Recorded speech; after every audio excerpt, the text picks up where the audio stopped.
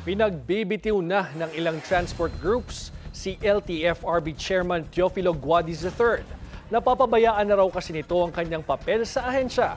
Para sa Agenda Weekend Report, nagbabalik si Just Ignacio. Mainit na tinanggap ng Land Transportation Franchising and Regulatory Board ang suporta ng transport group na Manibela.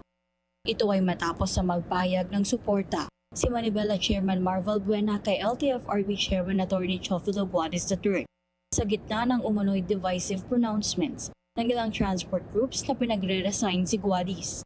So nakita natin pinagre-resign ng magnificent si LTFRB Chairman Teofilo Guadis III at si LTFRB NCR Director Sona Tamayo.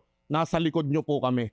Nakita na namin ang direksyon, nakita nyo ngayon ang direksyon na may problema sa pagpapatupad ng PUBMP, prenenuhan ninyo, may nasaktan dahil wala nang kikitain, sila ngayon ang nag-iiyak. Ayon sa ulat ng LTFRB, binisita ni Valbuena si Chairman Guadis at nagpahayag ito ng kanilang kumpiyansa sa liderato ng ahensya.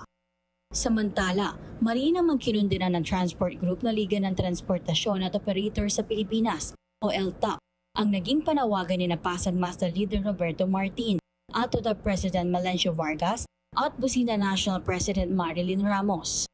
Nasibakin sa pwesto sina Guadis at Regional Director Sona Tamayo sa isang press conference itong Huwebes. Ayon sa Pangulo ng LTAP na si Lando Marquez, layuning maipanawagan lamang ang ilang programa kabilang ang loan moratorium, increase of equity subsidy at karagdagang pondo para sa service contracting program.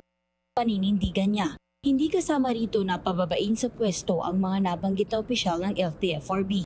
Kaya ngayon po nakapag-isip kami, nakakalas na lang kami dahil hindi naman nasusunod yung tamang procedural ng isang organisasyon.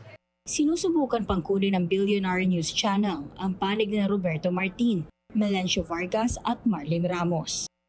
Para sa Agenda Weekend, Just Ignacio, Billionaire News Channel.